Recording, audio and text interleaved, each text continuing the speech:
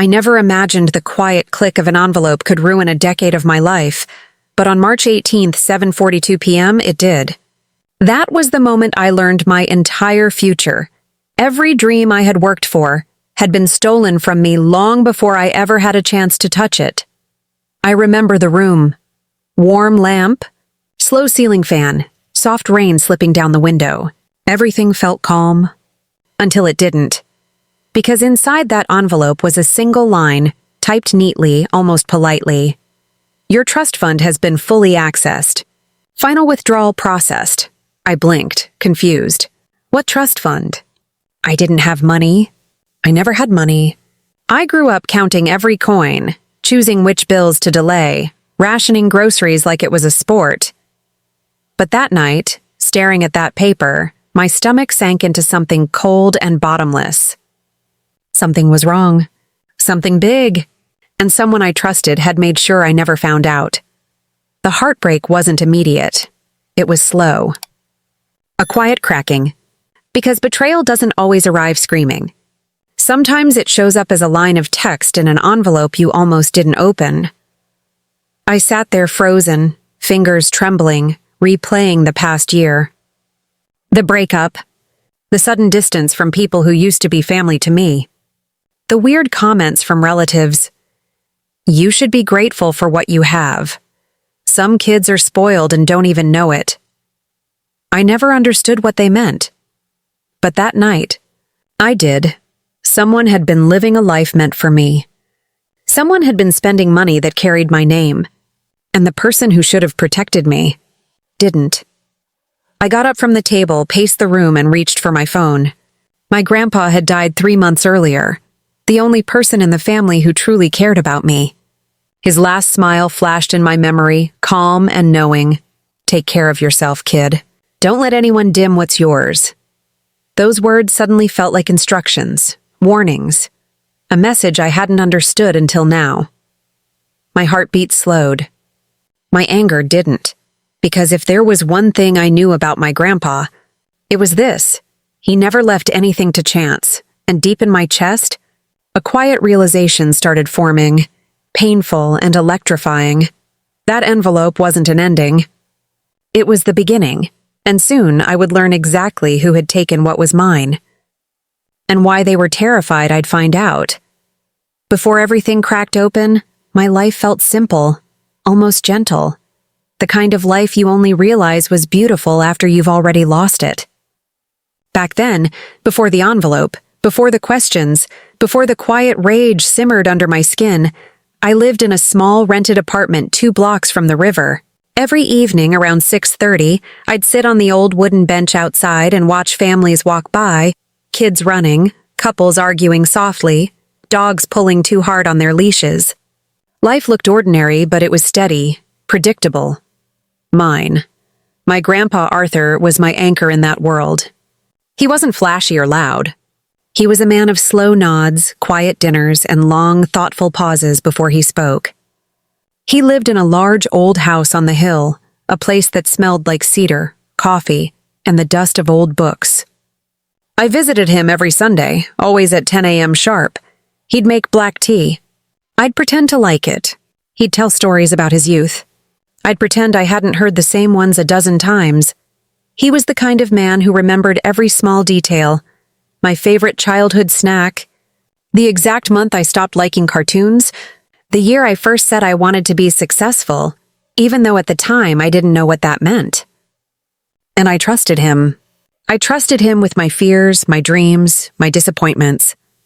He was the one person I could call without rehearsing the conversation first. My parents? They were present in the way a faded photograph is present, visible but disconnected. My mother worked long hours and wore exhaustion like a second skin. My father drifted in and out of focus, always talking about planning for the future, but never involving me in any real plans. They weren't cruel. They were just distant. Grandpa filled that space without ever saying so, but even I could feel the change beginning long before I understood what it meant. It started subtly, small cracks hidden beneath ordinary days. The first crack. My father suddenly became more attentive to my grandpa. He'd drop by his house unannounced, a habit he never had before. He'd ask about his health, finances, documents.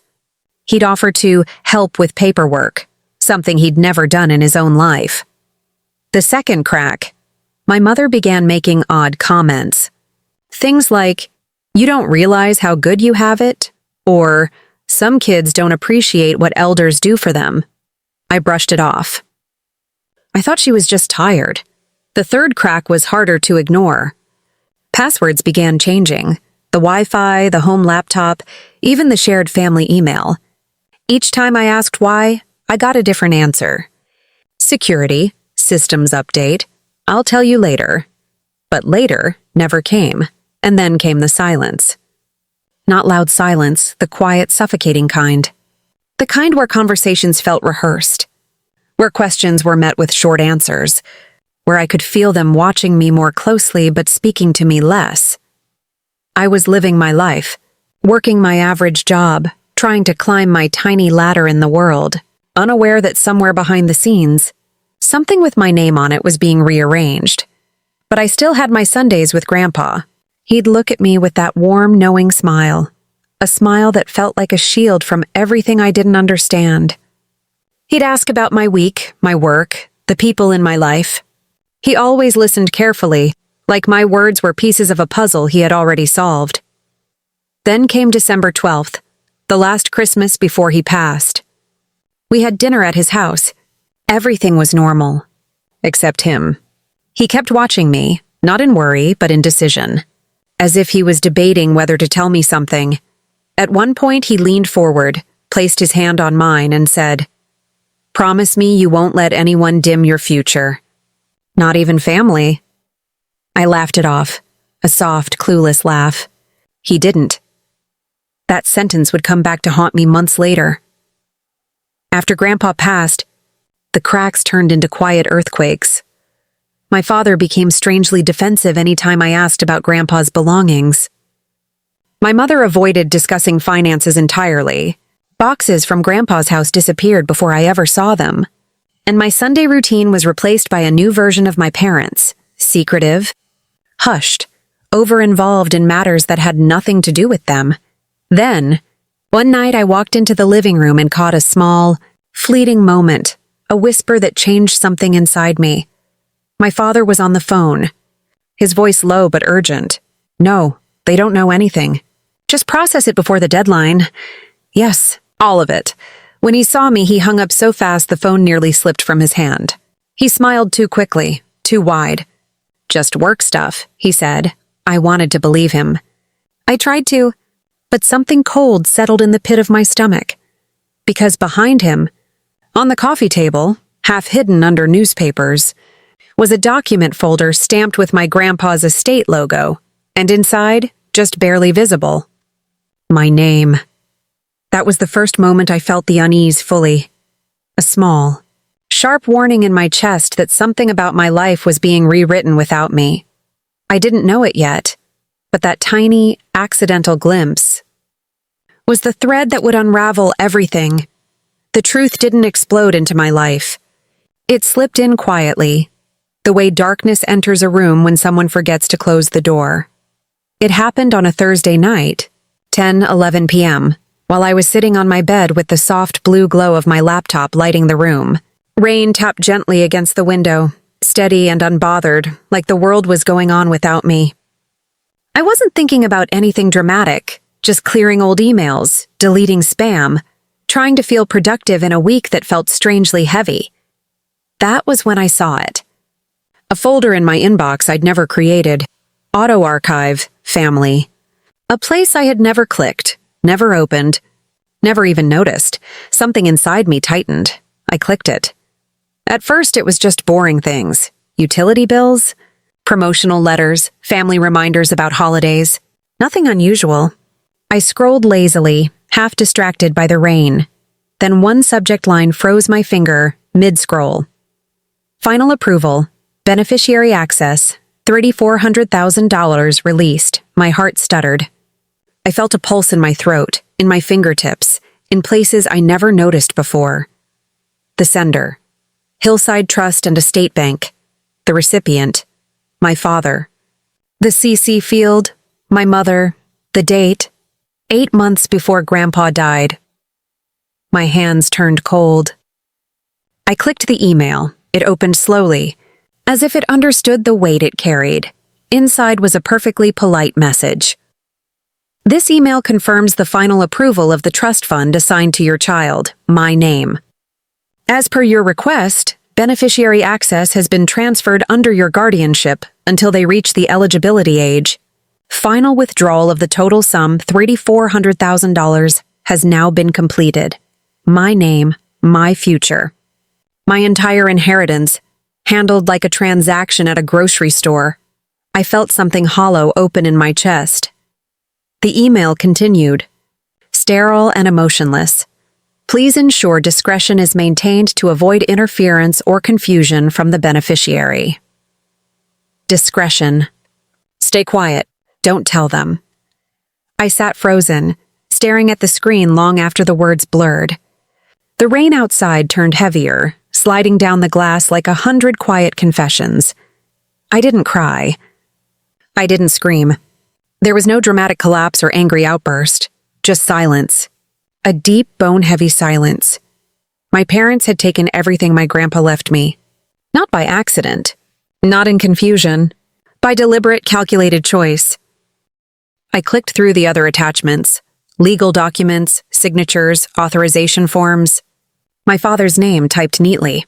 My mother's initials. A date I remembered clearly. The same week they had suddenly become concerned about my finances, asking intrusive questions about my job, my goals, my future plans. They weren't planning for me. They were planning around me. I leaned back slowly, pressing my palms into the bedsheets, grounding myself. The room felt smaller, the air tighter.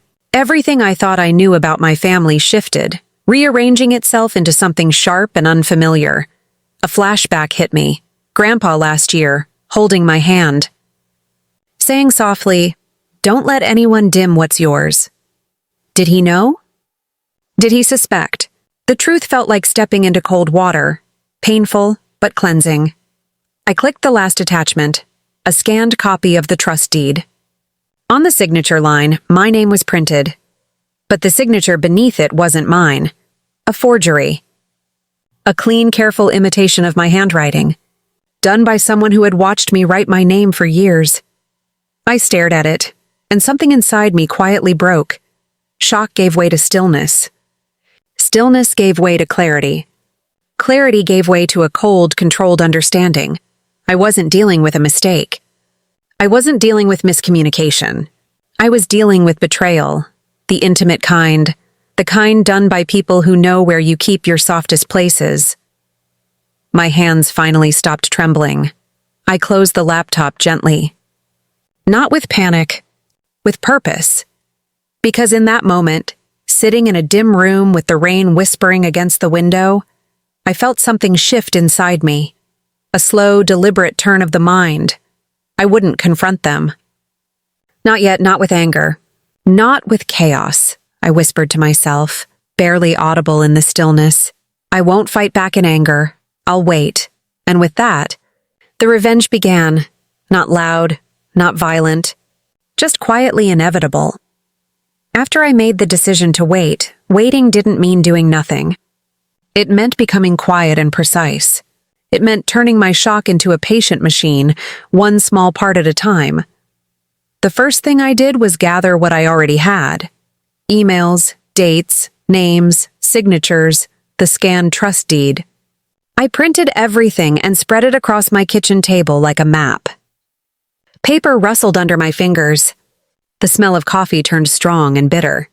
I wrote notes in the margins, questions, inconsistencies, places that didn't line up. It felt good to have a surface to touch, a trail to follow. Then I started asking questions that looked harmless. Casual phone calls to distant relatives. "How is the estate paperwork coming along?" I asked in a voice that sounded bored and small. Offhand conversations with family friends. I listened more than I spoke. I learned patterns, who called whom, which lawyers popped up in their names, which bank branches handled Grandpa's accounts. Each answer was a small key. I found allies where I least expected them. There was Nora, a paralegal at a boutique law office who had been Grandpa's neighbor for years. She didn't want to get involved at first. People like Nora rarely do, but I knew how to talk to her. I asked about house repairs, about the old boiler, about the tiny things people remember when they don't want to seem nosy. She smiled, then she slid me a name. If you want truth, call Thomas. He used to handle Grandpa's trust files before he retired. He's bitter about sloppy work. That was the exact kind of lead I needed. Thomas was gruff and slow to trust, but when I walked into his cluttered office and showed him the photocopy of the deed, his hand trembled. "This is amateur forgery," he said quietly, tapping the signature as if it were a bruise. "Not just a fake, a cover. Whoever did this knew what they were doing." He told me things I already suspected but needed to hear aloud. Timelines that didn't match Grandpa's health records, signatures made to look hurried, and a bank that had been unusually helpful. He also mentioned a private trustee who had handled large disbursements years ago, a name that kept showing up like a stain. With Thomas's quiet blessing, I reached out to a childhood friend, Amir, who worked in municipal records. He owed me a favor from when we were young and stupid and had covered for each other. He pulled property transfers, probate filings, and house sale dates late into the night. Some records were public and easy. Others required patience, a small fee, a handwritten request. Amir's knack for paperwork was a relief. He texted me photos of scanned documents at 2:14 a.m., his message simple.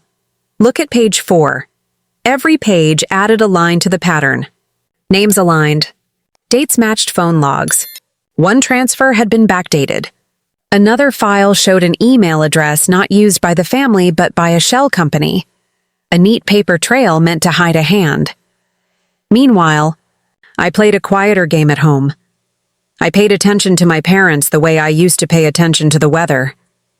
The time they left the house, the way they locked the study, the way my mother always carried the same leather folder when she visited the bank. I made lists. I watched them with a level of calm that felt almost clinical.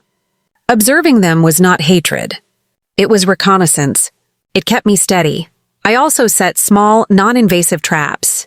I sent an invoice to the family email from a fake vendor. Nothing illegal, just a test to see who responded and how fast. My father replied within an hour with a curt directive to handle it discreetly. My mother forwarded it to a private accountant, copy-pasted without comment. Their reactions were data.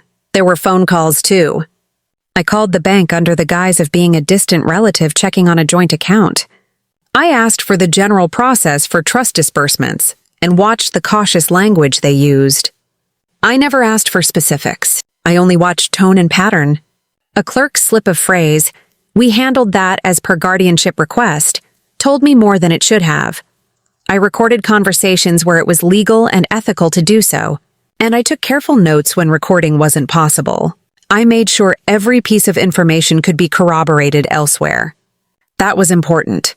Evidence that relied on one person's memory was weak. Evidence that lined up across emails, public records, and bank acknowledgments was a different thing. Hard and heavy. My tactics were small and deliberate. I retrieved metadata from files that showed when documents were edited. I cross-checked timestamps against the days my parents had been unusually helpful. I asked Thomas to look again at handwriting samples. I paid a retired bank employee to tell me how a final withdrawal usually gets flagged. No names, just procedure. Each small act was a calculated move on my private chessboard. At times, fear crept in. I imagined them finding out I was digging. I imagined them burning what I had yet to find. So I moved faster when I could, slower when I must. I hid copies of files in a safety deposit box under a false name. Not to commit theft, but to preserve truth. And then there were the moments that felt like theater. Quiet confrontations in empty rooms. A deliberately misplaced legal form on the coffee table. A question asked in casual tones. Each small prod was intended to learn how they would react. Would they lie? Freeze? Redirect? Most often they lied without blinking, but I didn't want them to make mistakes. I needed them to continue, to think everything was normal. The longer they believed their cover was intact, the more evidence I could collect. Over weeks, months even, the pile on my kitchen table grew into a dossier. The dossier grew into a narrative I could see with my own eyes. And as each piece clicked into place, my anger cooled into focus. I wasn't hungry for immediate vindication. I wanted precision. I wanted an outcome so clean it couldn't be argued with. I closed the folder one night and looked at the list of names I had collected. I had allies and clerks, and lawyers and old friends. I had paper trails that would not bend to charm or evasions. I had a plan forming like a silent storm. They had no idea what was coming. The day everything changed arrived like a quiet verdict. A room full of neat chairs, the smell of lemon cleaner, and the low hum of a fluorescent light that never quite warmed the air. I had rehearsed the moment in my head 1,000 times. But rehearsal is nothing like the actual thing. The weight of people, the way eyes dart for sympathy, the faint rustle of papers that somehow sound like a courtroom. We had scheduled a meeting at the bank under the pretense of finalizing paperwork related to Grandpa's estate. Thomas and Nora were there, and so was a young prosecutor I'd met through an advisor Thomas trusted. I had one advantage left that mattered, evidence so meticulous it read like testimony. My parents arrived late, as if lateness could blot out the day. My father's tie was too stiff. My mother wore the same leather folder like armor. They sat opposite me at the long table, smiles practiced and brittle. Around us sat quiet bank officials who had been coaxed into attending. One by one, they watched me, the person whose life they'd rearranged without consent. I began with the small things, the metadata printouts, timestamp comparisons, and the handwriting analysis Thomas had provided. Each piece was simple and unadorned. Together, they were a sentence no lawyer could ignore. I let the evidence speak in order, calm as a metronome. I showed the bank email chain, the one that confirmed the final withdrawal, then the backdated transfer, the shell company invoices, the matching handwriting samples. Nora placed the copy of the forged deed on the table and tapped the signature. No theatrics. No raised voices. Just the click of a pen as the prosecutor took notes. Then I played their recording. It was a short clip from a private meeting my father thought was off the record. He'd been careless, assuming no one would ever reach that particular mailbox. His voice was low and confident. Make sure the beneficiary is kept in the dark. We'll manage the disbursement as guardians. It's not theft if it's for their welfare. The audio ended on a laugh. It was ordinary, and ordinary was the problem. It proved intent. The silence that followed felt heavier than any shout. I watched my parents shrink into the chairs, as if the room had suddenly become smaller.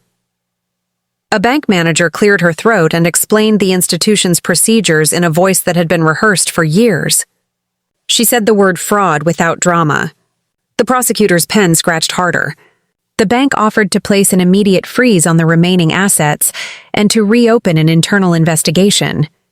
The word restitution was spoken. My father's face went pale. What I had wanted, and what I had planned for months, was not the sound of cuffs or the spectacle of arrest. I wanted proof, public and undeniable, that could not be rewritten by charm or tears. I wanted the world to see how clean the betrayal had been. Signatures forged, trusts abused, the language of care used as cover. When the bank manager announced they would be reversing the withdrawal and initiating criminal referrals, my mother's hands trembled around her folder. My father tried to speak, to soften things with a rehearsed apology, but his words floated and broke. The prosecutor spoke plainly about charges: fraud, forgery, conspiracy to defraud a beneficiary. The legal word willful landed on the table like a final exhale. There was a moment of theater, a soft knock at the door, the sound of 2 plainclothes officers who had waited outside. They did not cuff anyone in the room. That was never the point. They came to take statements. My father answered in clipped sentences, avoiding admission. My mother's face was wet with something like regret or panic. It was hard to tell which. But the real collapse came not from the law alone. It came from the small social collapses I had also prepared for. I had called a family friend, a local journalist. under the guise of asking for context about elder care and trusts. She arrived not to sensationalize, but to witness. Within a day, friends and distant relatives began to ask questions. Invitations to casual lunches stopped. My parents' phones lit up with concerned texts from people who suddenly cared. Social consequence, once seeded, ripples faster than any legal proceeding. Then came the twist I had not engineered but had been blessed to uncover. A letter from Grandpa, sealed and marked to be opened only if certain conditions were met. Thomas found it hidden in an old book when he was cataloging Grandpa's safe, a thin envelope with my name in his handwriting, and a note instructing a trusted attorney to open it should there be reason to doubt the family's honesty. Inside was a voice recording and a short, direct message. My grandpa's voice filled the small bank room on a tiny digital player. He spoke slowly, the way he always did, and said things I had not known he'd arranged. That he had been worried about my parents' finances, that he had set clauses to protect me, and that if those clauses were abused, he wanted me to have every tool to make things right. He called me by a childhood nickname I rarely heard anymore, and his last line was not accusation but faith. "You do what is right," he said. "Be patient, be clever, make it last." I felt something like warmth then, not the triumphant burn of victory, but the sediment of relief. Grandpa had seen something and hedged against it. He had given me not just money, but a way to prove the truth and a moral compass to use it well. In the weeks that followed the bank meeting, the legal wheels turned with mechanical patience. Charges were filed. An agreement for restitution was drafted. My parents faced real consequences: public inquiry, potential prison time, and the harsh judgment of people who once called them family. They lost friends, respect, and the quiet dignity they'd wrapped themselves in. When everything settled enough for me to breathe, I sat across from them at the same kitchen table where I had once spread photocopies like a map. They asked for forgiveness in the way only desperate people do, with explanations half-truthful and apologies that felt rehearsed. I listened. The urge to lash out and dismantle them with words gnawed at me, but I felt Grandpa's voice in my head, steady as a lighthouse. I offered them a choice instead. I would not demand their ruin. I would insist on accountability. Repay what they could. Publicly apologize to those they'd lied to. Volunteer their time to the community programs my grandfather had supported. Make restitution in work and service. They chose haltingly to accept. I could have taken the money and vanished. I could have become the person they feared, bitter and consumed. Instead, I used the restored funds to do exactly what Grandpa would have wanted: set up a small, transparent trust for myself that funded my education and a scholarship in his name for kids who had never known security. I hired Thomas and Nora for the trusts board, and I gave Amir a job helping manage the modest foundation. Justice, in the end, was precise and public, but it was not only punitive. It was corrective. The legal outcome returned what was mine. The moral outcome returned a sense of balance. My parents paid their debts, in money, in labor, in apologies they could not afford to hide. On a rainy afternoon not long after, I stood in Grandpa's garden and watched the water bead on the old stone. It felt like the world had exhaled. I touched the small plaque we'd placed near the rosebush, Grandpa's name, and beneath it, "For those who protect what is right." I forgave them then. Not because their actions were excusable, but because holding on to only rage would have made me like them, clever in harm, patient in hiding. Forgiveness was not a clearing of their sins. It was the clearing of mine. As I walked back into the house, the rain slowed, and I heard, faint and almost private, the soft creak of the gate closing. Not a trap, but a promise that some doors, once shut, opened to better things. In the weeks after everything settled, life didn't feel triumphant. It felt strangely quiet, like the air after a long storm when the world is still deciding what shape to take next. There were no fireworks, no dramatic celebrations, just slow mornings, long breaths, and the unfamiliar feeling of my own life returning to me. Piece by piece, I moved back into Grandpa's old house, not to live off memory, but to rebuild something honest in a place that had always felt safe. The cedar scent was still there. The old kettle still made its thin, rattling whistle. And every evening, I sat by the window with a cup of tea that I genuinely learned to like, watching the sun dip behind the hill the same way Grandpa used to. My days were steady, purposeful. I began studying again. Something I'd put off for years because I thought survival mattered more than ambition. The scholarship foundation in Grandpa's name grew slowly but sincerely. Letters from students arrived, each one a reminder that justice, when done right, doesn't just correct the past, it shapes the future. As for my parents, the distance remained. Not hostile, just real. They were rebuilding too, in their own quiet corners of the world. They completed their service hours. They repaid what they could. They apologized more than once, not looking for forgiveness, but offering acknowledgement. And slowly, without fanfare, a fragile kind of peace took root. Not trust, not the past restored, but something more human. Understanding. I learned something during those months of healing.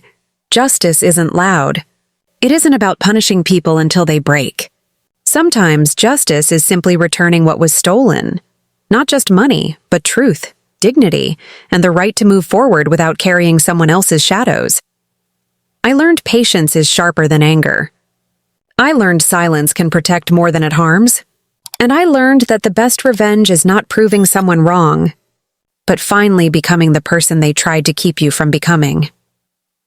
Now, when I walk through Grandpa's garden and see the sunlight catching on the plaque with his name, I feel a calm I never thought I'd earn.